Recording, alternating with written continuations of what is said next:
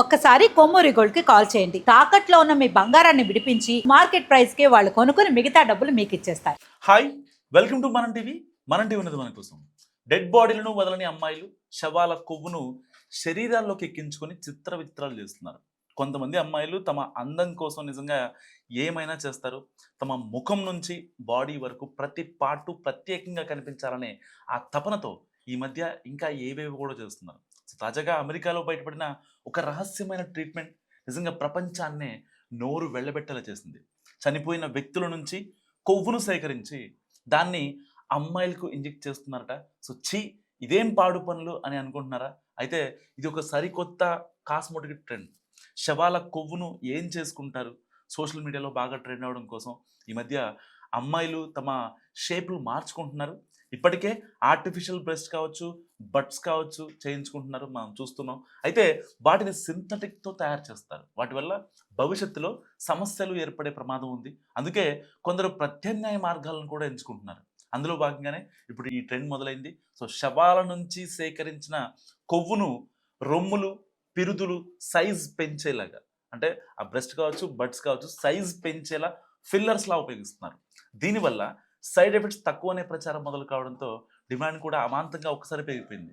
కానీ అది కూడా అంత సేఫ్ కాదని తెలుసుకోలేకపోతున్నారు. అమెరికాకు చెందిన టైగర్ ఎస్థెటిక్స్ అనే కంపెనీ అలోక్లే అనే పేరుతో ఈ ప్రోడక్ట్ను అందుబాటులో తెచ్చింది. అయితే దీని ధర తక్కువేమీ కాదు. దాదాపుగా 40 లక్షలు. అండ్ మెన్హాటన్కి చెందిన 34 ఏళ్ల మహిళ ఒక మీడియా సంస్థతో మాట్లాడుతూ, నా హిప్స్, నా పిరుదులు, నా బ్రెస్ట్ కావచ్చు, నా బట్ కావచ్చు, ఫిల్లింగ్ కోసం 40 లక్షల వరకు ఖర్చు అయిందని కూడా చెప్పుకొచ్చింది. ఆ ఫిల్లర్స్ను డెడ్ బాడీల కొవ్వు నుంచి తయారు చేస్తారని కూడా తెలుసు నాకు. అది నైతికంగా సేకరించిందని భావిస్తున్నా.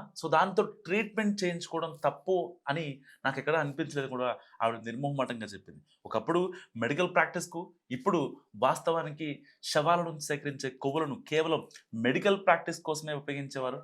కానీ ఇప్పుడు దాన్ని శుద్ధి చేసి ఇలా సౌందర్య ఉత్పత్తులు, సర్జరీల కోసం ఉపయోగిస్తున్నారు. చాలామంది తమ శరీరాలను మెడికల్ కాలేజీలకు దానం ఇస్తుంటారు. ఆ డెడ్ బాడీల నుంచి సేకరించిన కొవ్వును ప్యూరిఫై చేస్తారు. ఆ తర్వాత కణరహిత, సెల్స్ లేకుండా కొవ్వులుగా మారుస్తారు.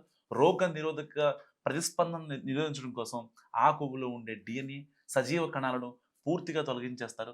ఇలా శుద్ధి చేసిన కొవ్వును చాలా రకాలుగా ఉపయోగిస్తారు. ముఖ్యంగా బక్కగా ఉన్న వ్యక్తులకు లేదా లైపోసెక్షన్ చేయించుకున్న వారికి ఇంజెక్ట్ చేస్తారు. అలాగే బ్రెజిలియన్ బట్ లిఫ్ట్, BBL ప్రక్రియ కూడా ఈ కొవ్వునే ఉపయోగిస్తున్నారు. ఈ కొవ్వును శరీరంలోకి చేర్చడానికి ప్రత్యేకంగా సర్జరీలు కూడా అవసరం లేదు. జస్ట్ ఇంజెక్షన్ అయితే సరిపోద్ది. మత్తు కూడా ఇవ్వాల్సిన అవసరం లేదట. దీనికి పెద్దగా సమయం పట్టదు. గంట లోపలనే మొత్తం ప్రక్రియ మొత్తం ముగుస్తుందని ప్లాస్టిక్ సర్జన్లు చెప్తున్నారు. ఖర్చుతో కూడిన ప్రమాదం. ఇలాంటి కొవ్వులను శరీరానికి ఎక్కించడం సులభమైన పనే, కానీ ఖర్చు మాత్రం చాలా ఎక్కువ. దాదాపుగా 42 లక్షల వరకు ఉంటుంది మన ఇండియన్ కరెన్సీలో. శరీరంలోకి ఇంజెక్ట్ చేసే కొవ్వుల పరిణామం బట్టి ఈ ధరలు ఉంటాయి. 9 లక్షల నుంచి 90 లక్షల వరకు చెల్లించాల్సి ఉంటుంది. అయితే ఇది సక్సెస్ అయితే లక్కీయే, ఫెయిల్ అయితే మాత్రం చాలా సైడ్ ఎఫెక్ట్స్ ఎదుర్కోవాల్సి వస్తుంది ప్రతి ఒక్కరు.